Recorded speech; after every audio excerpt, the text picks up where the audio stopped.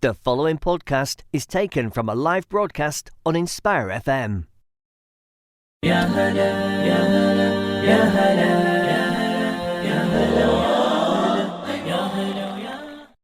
Before we do that, I think there were some technical difficulties.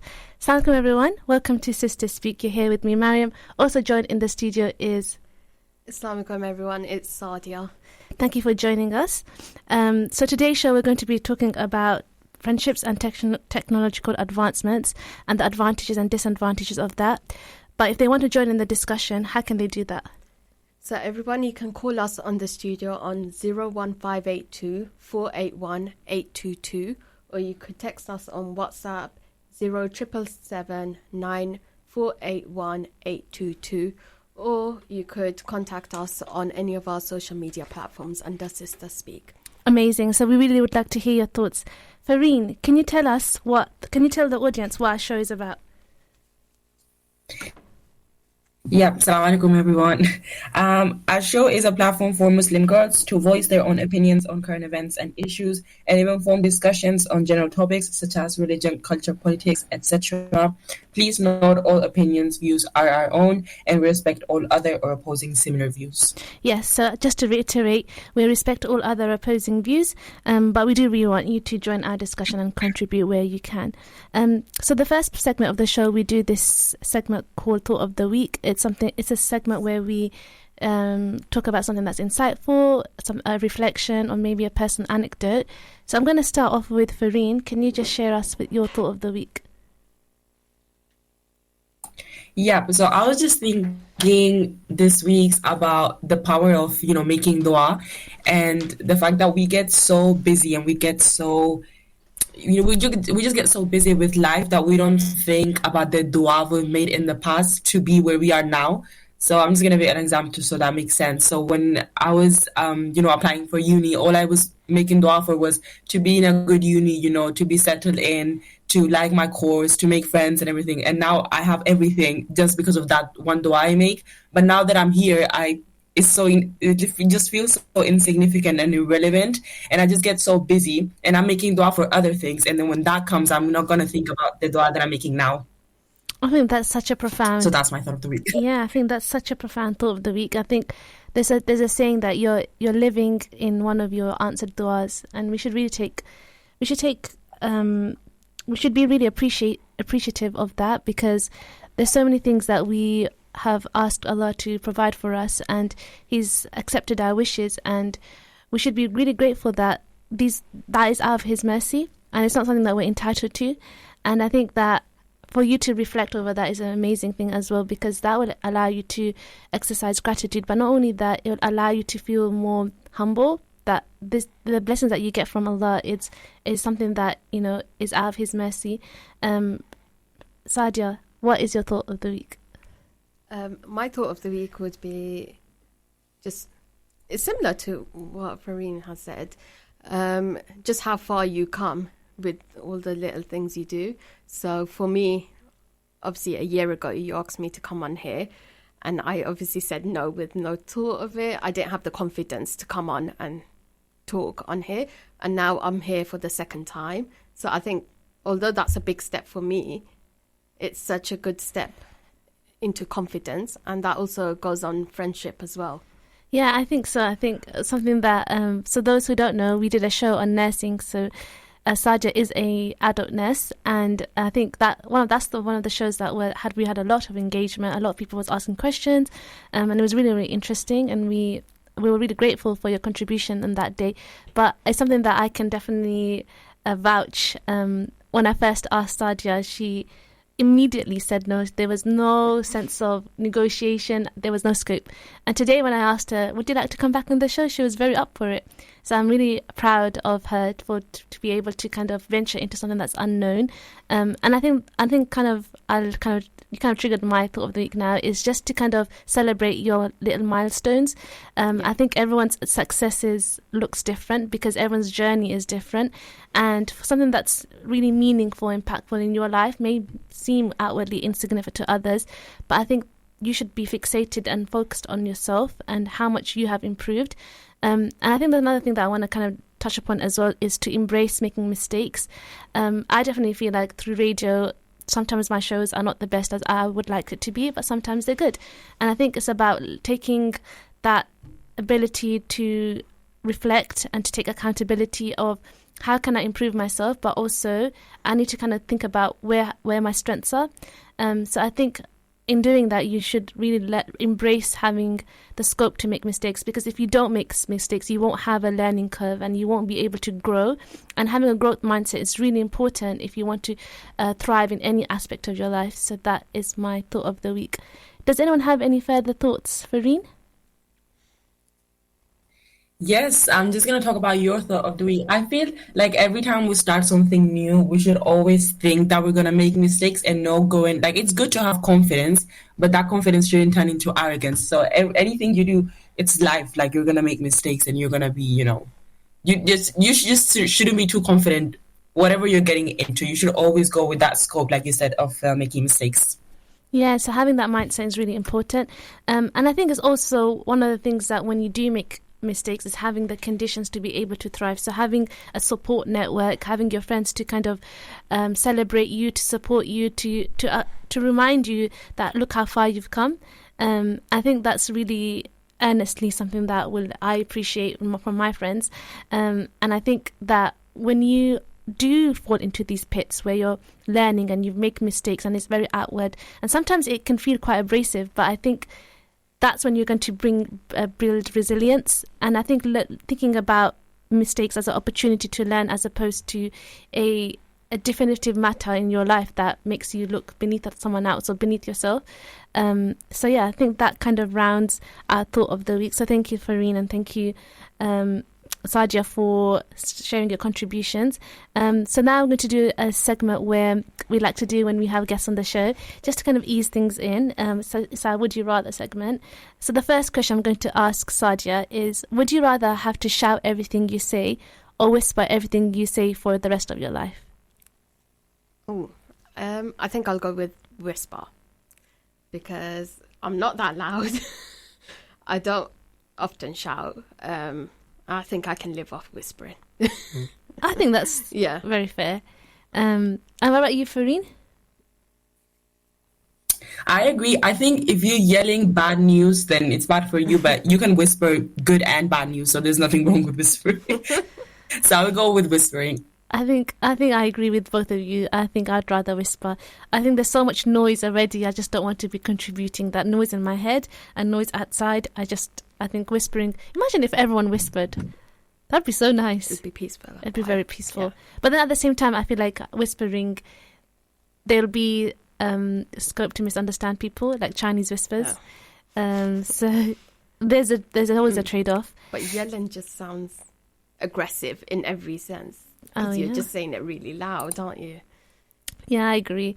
In terms of the next question, if you had to pick, would you rather fight one horse-sized duck or 100 duck-sized horses? So, Mariam, are you being serious? It's just a food for thought. It's a question that I thought, unless you want me to ask you the questions that I like to ask, which are a bit more profound and in depth. Should we go Let's go with these questions and then you start with your profound ones. Okay, go ahead. You go with it. What's your answer? What was the question? Can you repeat again? Yes, of course.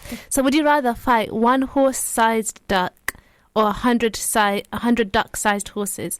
So imagine there's 100 ducks that look like horses, or you have a horse that looks like a duck, the size of a horse. I think due to quantity, I'll go for the only one, but I'm scared of animals, so either a nightmare for me. I agree. Any animals I just want to be away from. Yeah, I completely concede with that. I think having 100 duck-sized horses would be the worst nightmare for me. What about yourself? Yeah, I completely agree. One's enough. One big one. Okay, I don't think this question was embraced very well, so we'll move to something different. So I think this is a reflective question, and I really do like having the ability to introspect. So the question that I have for both of you is, would you rather have the power to change your past or control your future, knowing that altering either of these can cause unintended consequences? Sadia, do you want to go first? Yeah. I think altering the past probably more than the future, because the past is gonna build your future, really. So I know there might be consequences, but maybe there could be learning curves, and you can still kind of build your own future. So you would rather change your past? Yeah. Interesting. Fareen, what's your view on this? I'm gonna have to disagree. I feel like if I have to change my past now, I wouldn't want to change anything because I am where I want to be right now. So I can change my future. What can I change? So many things. I mean, there's no one thing I can think of right now, but there's no one thing that I can think of my past that I would want to change. Amazing. So I'll go for the future. if you can tell us one thing that you'd want to change in your future, if you had this ability to do that, what would you change? What would I change? It's because I don't know what the future is gonna look like, so I don't know what specifically I would want to change. That's a good answer. That's a good answer.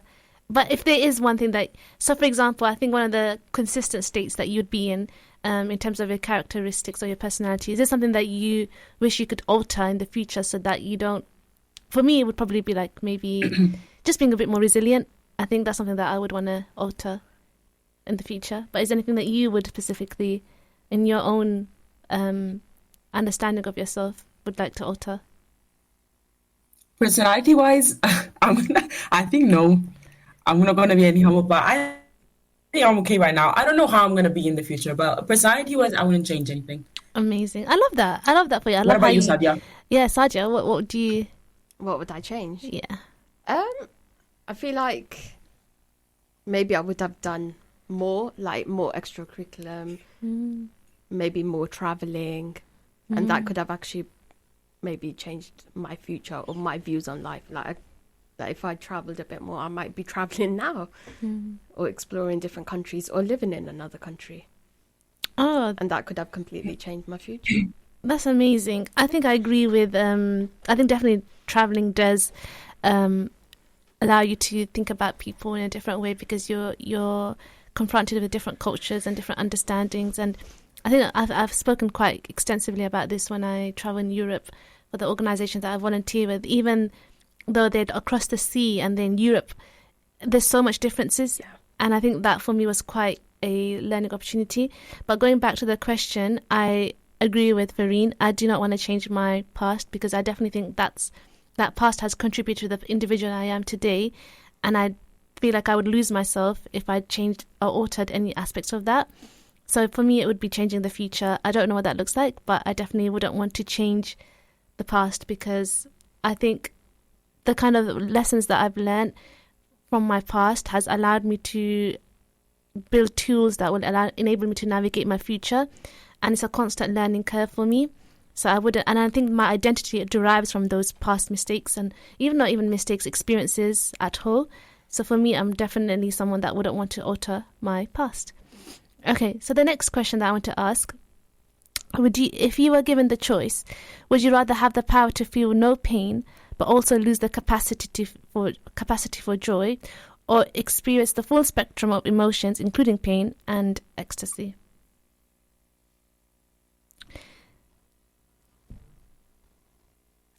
Sadia? I'm gonna go with the second one. It was feeling all emotions, wasn't it? Yeah. Yeah, I think that just because it's just you're gonna feel everything, and that's the good and the bad. And what was the first one? Not feeling any pain. Yeah. Yeah, no. As much as you don't want to feel pain, at least you'll have every emotion you can feel. Okay, Fareen, what's your thoughts on this? Wait, can you repeat that? So the first one is you don't feel any pain and you feel all the other emotions, and then the second one is you feel everything. So I think to kind of the overarching kind of question is, would you rather have the ability to have experienced no pain at all, without the capacity of joy, or to feel every single emotion? to feel. I'll go for the second one. Yeah, like Sadia said, you are gonna feel everything regardless. So I'll go for the second one. I'm feeling all emotions, anger, joy. Because I mean, is it physical pain? Because if it is physical pain, then I'll go to the first one. There's no specific. It's not specific, so I guess you can. I think if you were just to pick any, I think for me as well, it's feeling every spectrum of emotion. Just because even if you can't understand joy without the absence of in the absence of pain, that when you feel pain, that's when you appreciate joy. So I think those definitions are developed because they're contingent on each other. So definitely for me, I would want to feel the array of emotions. In terms, I think we have a couple of minutes, but I think one of the final questions I want to ask: in a world where you must choose, would you rather have the power to bring back one person from the dead for a day, or have a conversation with your future self for an hour? Oh, that's tough. I think I'm going to go with the second one again. Have a conversation with yourself from the future. Mm-hmm. Yeah. Just so, I don't know, get an understanding of life. It could be a positive conversation. Be like, if you're going through a tough time, be like, carry on. You'll get there.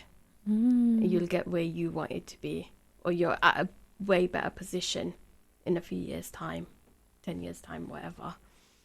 Interesting. Fareen, what's your thoughts on this? I'll go for the first one. I'll bring someone back from the dead, and you talk with them for an hour, right? That's enough. That's enough. Because I wouldn't want to talk with my future self. What would you? Why would you? I want to unpack. Why would you want to speak to someone that's passed away and bring them back? What would you want to ask? What does that conversation look like for you? That's a really good question. That's really. I'm not sure. I feel like it would be like you know how we reflect on the shows? It would be the same thing, like a really reflecting conversation on life. Yeah. I think for me, it's really difficult because I feel like both of them have their advantages and disadvantages. I think speaking to yourself in the future, I think I would hope that the future self of myself, if that makes sense, would be achieving the things that I want to do whilst I'm in my present right now. But I do feel like speaking to someone that's passed away and coming back, I think that would inform my future, because then I could learn from them like what their regrets were, what if they could come back to life, what would they do differently. And I think that would trigger how I would navigate my life. So I think for me, I think I'm more leaned towards speaking to someone that's passed away, just because you would learn so much from them. I feel like a lot of people have regrets, especially when they're coming to the end of their life, and to learn from them and take that experiences, I feel like that would be quite profound for me in terms of building my future. Because I think one of the things that we don't really appreciate our present, and we don't appreciate time, because time is relative, because we feel that we just have access to it completely, and it's something that's not going to be gone one day, but it will. And I think for me personally, it's just to be conscious of that. So I think that's kind of my answer to the question. But we are coming to the end of this first half of the show. Thank you, Sadia and Fareen, for your contributions. In the next half, we'll be talking about friendships and technological advancements. So if you do want to join the discussion, please do contact us, and we look forward to hearing thoughts. Assalamu alaikum. You're listening to an Inspire FM podcast, making available our popular programs from our daily broadcast on Inspire FM.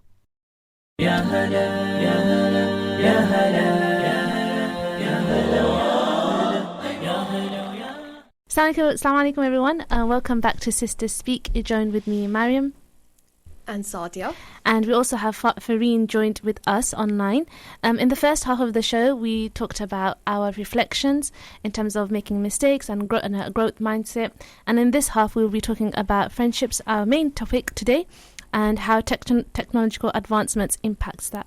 So I'm going to delve right into it, and I'm going to ask the first question, Sadia, which is, how has the prevalence of digital communications impacted your relationships with friends and family? I don't think it's a bad thing. because you're still able to communicate with your friends. So in a way, it's a good thing because you can constantly be in contact with family and friends, and rather than, you traveling to always see them because you might not get the time with work and other commitments in life. So it's a good thing because you get to, whatever it is, it's a phone call away, a text, a video call, FaceTime. So you're always kind of there for those people without physically being there. Very important, being connected even though when you're not physically there. What about yourself, Farine? What do you think? Yeah, no, I agree with Sadia. Now that I'm living away from home, texting and calling is my only form of communication with my Luton friends and my family. So yeah, I agree with Sadia. We miss you dearly, Farine. Come back. So for me, I think the prevalence is that in my own personal life, I think it definitely has enabled me to keep in contact, and especially with the type of work that I do and the voluntary that I do, it's allowed me to keep in touch with people that don't live in the UK, and I think that's quite important. But at the same time, I do feel like it's diluted my friendships, because I think sometimes it does feel quite performative in a way that you ask someone how they are, and then when they get back to it, you forgot what kind of the purpose of the conversation was. And there's no expectation. I don't have the expectation for someone to respond to me immediately. I think that's a culture that can evolve to being quite toxic. And I think we'll be talking about that a little bit later on. But I think for me personally, it's just finding that balance. I think digital communications, whilst it has its advantages in terms of being connected with people from various areas of the world, I do think that it has influenced the ability to disconnect with people that are in your present life. And so because you have that reliance on social media or some sort of digital communications, you don't value that time when you're with the other person, because you can just speak to them later on, even if you don't. So that's kind of my thoughts on that. Which is a good segue for the next question is, do you think social media enhances or diminishes our sense of connection with others, and why? I'm going to start off with Farine. What do you think about that? I think so. I'm gonna agree with you with what you said before, because when I'm here, the friends that, like my university friends, I call them. So when I'm here and someone calls me, or one of my other friends is online, then I just go on my phone and I'm not really appreciating, them being there in real life, because I'm busy with something else. That, and the fact that it's really true when you ask someone how they are and then they reply a week later. And this is something that I tend to do too, because I get so busy. I just read the message, from the notification thing, but I never reply until a week later, and they're like I don't care how you are, not right. So yeah. So what was the question? So the question is, do you think that social media diminishes our sense of connection? In real life, yes. And why do you think that? I can't hear you. It's on our phone. In this, everyone's always walking around with phones in their hands. When we're walking, we need to have our phones in our hands, so we're not really seeing what's happening out there. Like the other day, for example, and obviously I'm guilty of this. I'm not going to say I'm not. So the other day, for example, I was walking on campus and I was on my phone watching this TikTok, and this man crashed into me because we were both on our phones. Oh dear. And yeah, it's just your situational awareness just goes away when you're with your phone. Oh wow. And what happened? What was the conversation after that? Oh, I'm so sorry. And he went, oh, I'm so sorry too. And then we just started walking our ways. It was so normal for us. I think that for me would have triggered reflection, is that I'm walking and I'm in another world and not present in the world that I'm actually in. Yeah. And the fact that it's so normalized, the fact that it didn't impact you or influence what you would do next in any way, shape or form, or didn't even trigger a conversation, because you're more, I'm sure that you had places to go, but there was no conversation after that. That's quite interesting. I was going to ask Sadia, what do you think about that? What was the question? So I think do you think social media enhances or diminishes our sense of connection with others? Yeah, so it's a bit of both, isn't it? It's got its benefits and its limitations. Like you've said, yeah, the limitation is we're just so less socially aware around our surroundings. but obviously it's a way of staying in contact, knowing what your friends are doing. But like, just reflecting, I feel like down here, down south, or where we're living, a lot of us don't like really talk to each other. Like, you might never talk to your neighbor apart from hi, bye, and that's it. But like, when I went up north and I was walking down the street, and there were people just standing there, like, not standing there, but like, I saw one of the neighbors and then they stopped to talk to me, and I was having a full-blown conversation, and I was a bit like, oh, like, we don't really talk to anyone really, because I suppose it's a society thing as well. Like, maybe we're all just socially, we don't really want to socialize with people that we don't know, or people around us. But yeah, I think it's because how fast-paced living in the southeast is, especially if you're in and around London. People got places to go and things to do. Everyone's just got their headphones on. And that's not to say that people don't have the same kind of commitments up north, but I think it's our priorities. I think the priorities are very different, or in terms of, understanding different cultures, and so exactly. There might be a differentiation, because whilst I had the same experience, so whilst I do appreciate the fact that when I went up north, people do converse with you. I can understand why people in the south don't speak to each other, because time is very fleeting, and they need to get to places, and they can't really stop, because if one person stops, then there's a domino effect, and therefore that can cause other problems as well. But I also do think that the ability to make conversation is something that we're all losing, and it actually really disheartens me. And I think for me, what I really value in my friendships is that when two people are together, when I'm with my friends, that we don't need to look at the phone. I really don't understand it. It's something very hard for me to comprehend when people are talking to each other but they're speaking to someone else on their phone. Because I'm sitting right in front of you and we're having a conversation, but you're simultaneously just listening to me passively and you're using the phone.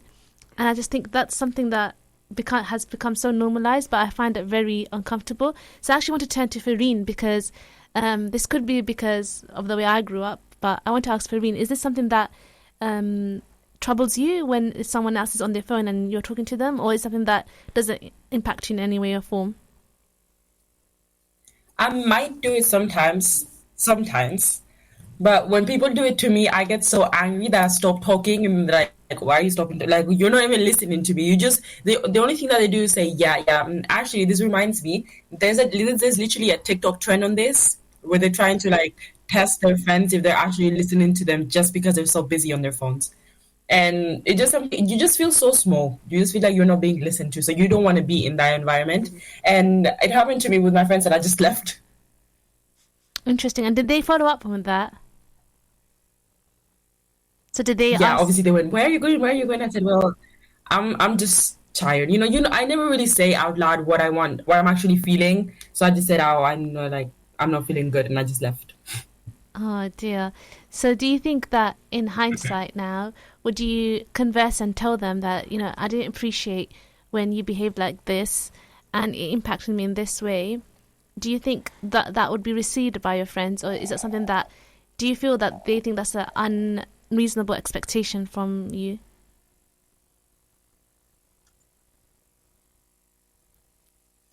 I feel like they wouldn't take it seriously, because obviously the friends that I'm making now, they're kind of not temporary, but they're not like new friends. They're not close friends that I'm going to open my heart to and have a good, meaningful communication or conversation about what I'm actually feeling. But when it's a close friend, then I do expect them to, listen to what I'm saying and to understand what I'm feeling this way. But as of now, all my friends or my friendships are not, like established friendships. That's really interesting. So the next kind of question I have then is that, do you have different measurements of what you constitute as a friend for different groups of people? And I want to ask Sadia this. So for what I'm seeing from Fareen is that she establishes close friends and she has a certain expectation for them, and then friends that are a bit distant, she has an expectation from them. How does that look like for you, Sadia? Actually, I think it is the same. It's obviously how you know that person, how you know them and how long you've known them for, and how much you know of them and how much they know about you. So yeah, like if you started a new job, for example, and you're making friends, they're not going to be your close friends, because at the same time they're still your colleagues as well. So there's only a certain amount you can share with them. But if you've had friends for years that you're in constant contact with, you know, you're always catching up, that's someone you'd want to open up to more. So yeah, like different friendship groups. Do you think, and just unpacking that a little bit further, do you think the way they treat you also, you can accept that there's difference of behaviours in the way they treat you because you distinguish on different groups? So for instance, for Farine, her expectation of someone that's not that close, it's not that big of a deal for her if they don't give her what she needs. Do you think that's the same with you? Yeah, I think it is, yeah. Because if you're not really opening up to them and you're just friends, there's nothing more to it. There's a certain expectation you should have. And obviously it'll be different if you really opened up to them, but they're not giving back to you. That's obviously then a more sticky situation, isn't it? Yeah, there's an imbalance. That's when, you're hurt by it. But they might not consider you as their close friend as well. So it's how you attach meaning to a person. Farine, what's your thoughts on that? I agree. I think it also depends on the other person's level of maturity. So if someone that's not my close friend came up to me and talked to me about, I did this, then I would take it as I'm sorry, and I would apologize. But, I feel a bit, hesitant to say this because I am a person that jokes about everything. But there's other people that just joke about everything. And there's just some things that you just have to be serious about. Yeah. So it does depend on who you're standing in front of. So it's about people's demeanor and how they treat you. I think for me personally, it's quite interesting but that both of you align. I think I'm a bit different in that sense. I think I've come to a point where I have a standard in which I want to be treated. And so if I'm going to exchange energy and I'm going to spend time on you, whether that's little or not, and I've attached value to you, and I think you should attach value to me, I wouldn't accept someone not being able to have that conversation. So if someone made me uncomfortable and I'm going to regularly speak to them, even if they're not close to me, I would expect them to receive that, because I just think a healthy relationship should have communication, and if we can't communicate, what is our relationship contingent on? So for me, I think I've come to a point where, because I'm so protective over my energy and I have a standard that in which I want to be treated, for me, those are the definitive matters, and how I view myself and how I want people to view me and how I want people to treat me. So that's really interesting how both of you are more flexible in that sense. I think it does come from different stages of your life and different, views of that. But I think for me personally, I'm quite protective over my space, and I feel like as I'm growing older, I really refine the kind of energies that I'm with, and I refine with the influence I have, because you know very well that the people that you spend time with really influence your thoughts and your actions and just influence you fully. So yeah, I think that's my kind of thought of that. Farine, did you want to add anything? Yeah, just about what you said, we never attach value to ourselves and what we want to talk about sometimes. And that's what happens with me. Anything I want to say, when I feel like other people are not going to listen to me or they don't care, I never say it. I don't have that standard for myself that, okay, yeah, I'm important and, I have some value in this. So, yeah, that's... I think there's an approach. I think, if someone has... everyone has an opinion, right? All thoughts and opinions are our own. Everyone has an opinion, and I think it's to build that space to allow people to share their opinions. And that's not to say that you trample over someone else when they're trying to share their opinion.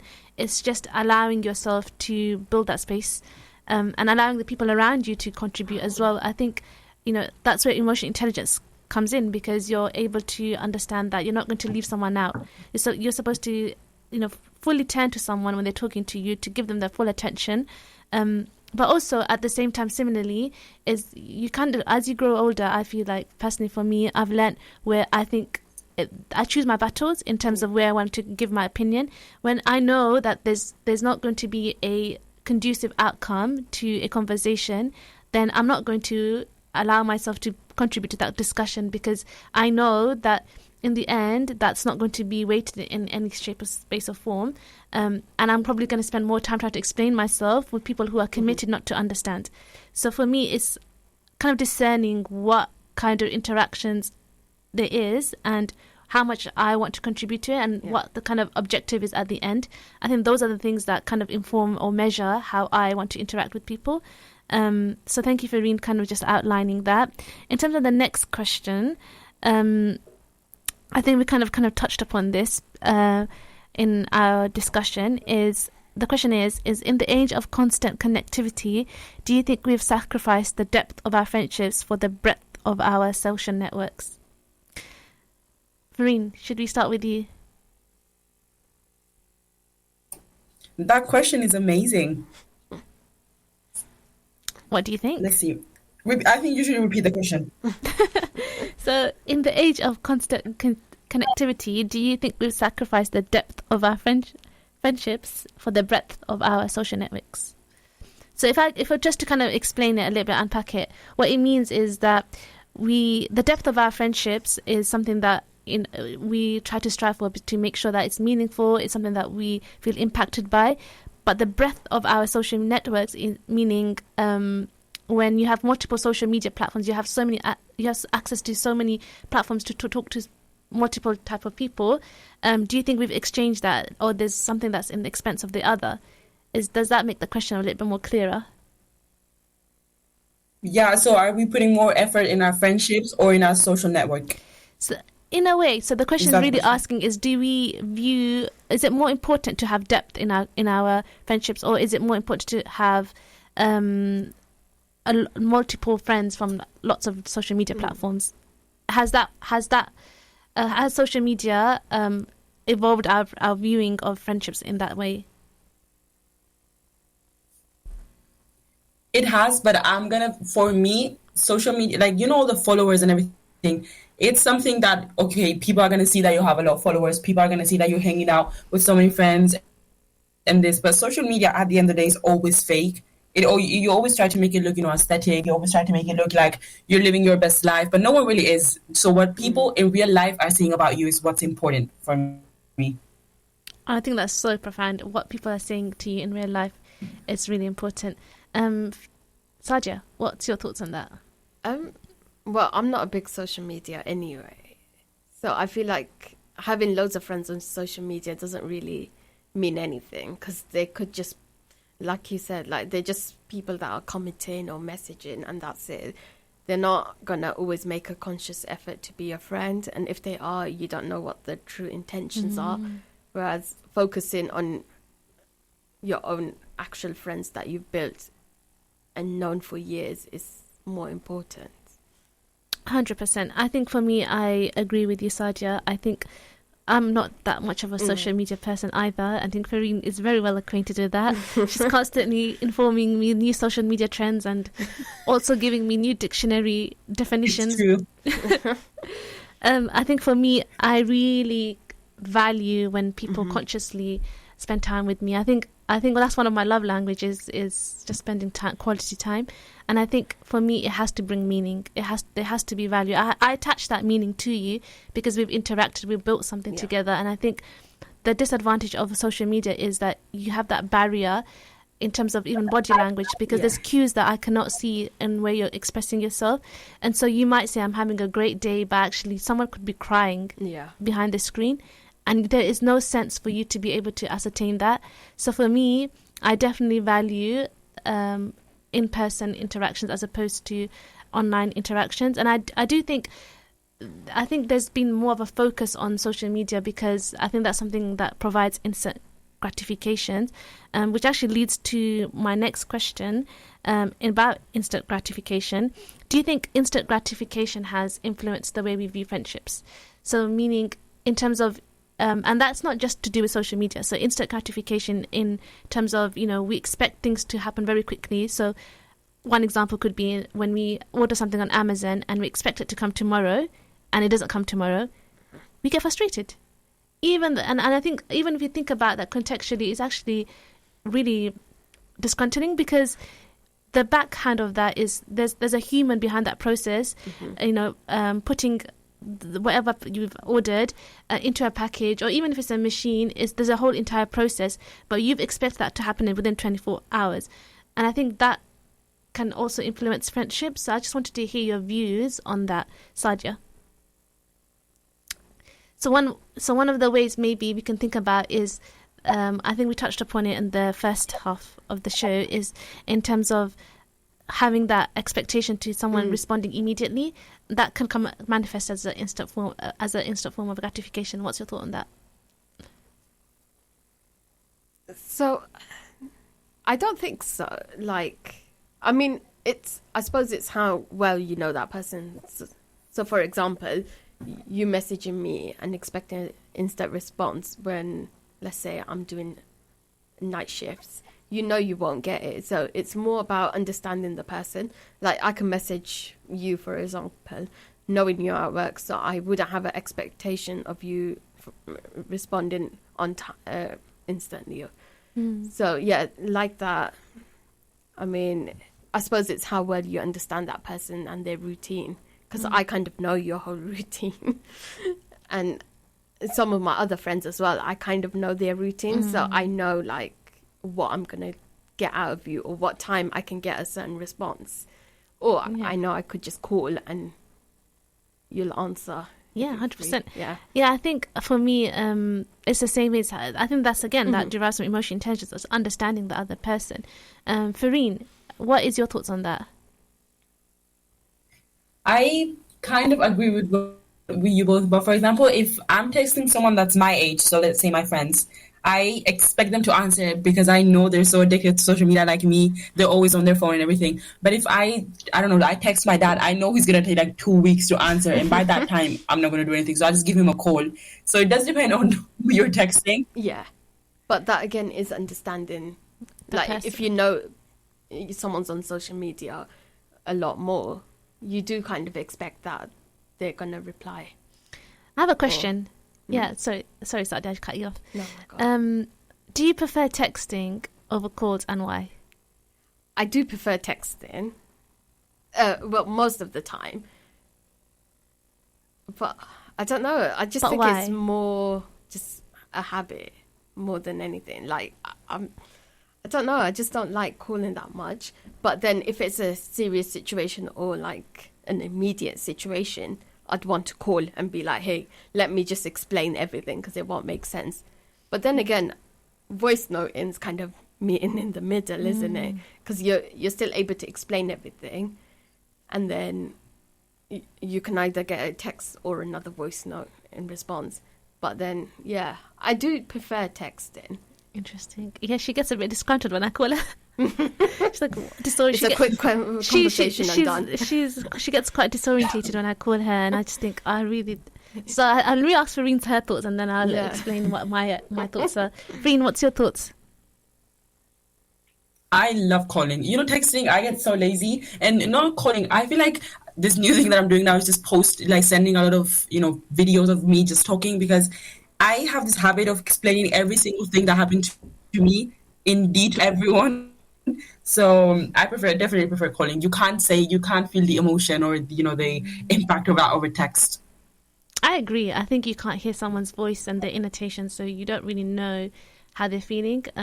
I definitely agree with you, Fareen. I prefer the calls because I think they're more in depth, and also I think there isn't space for someone to misconstrue what you're trying to say or how you're saying something. So I think for me, definitely, I prefer calls. And I think one of the things, though, I feel like there's a culture now, and we are coming to the end of the show, but I do think there's a culture where people prefer to text because it's less confrontational. Mm-hmm. And I think that has a lot of drawbacks as well, because that manifests in uncomfortable conversations where if someone does feel uncomfortable with you, you don't want to speak to them face to face because you're so accustomed to hiding behind the screen and to actually consciously think about what you're going to say and knowing that that's something that's curated. Whereas when you are speaking to someone in person, it's more dynamic and you can have a think about what you're going to say, but you can't control everything that's going to come out your mouth, because it's going to be something that's like there's like a flow between you and the other person. But I think we're going to have to continue this discussion in the next show that we'll have next week. So thank you for everyone for your contributions, and we're sure to see you next week, inshallah. Assalamu alaikum. Oh my God. Thank you for listening to our podcast. We stream our daily broadcast on inspirefm.org. You'll find all our daily updates on our social media at Inspire FM Luton.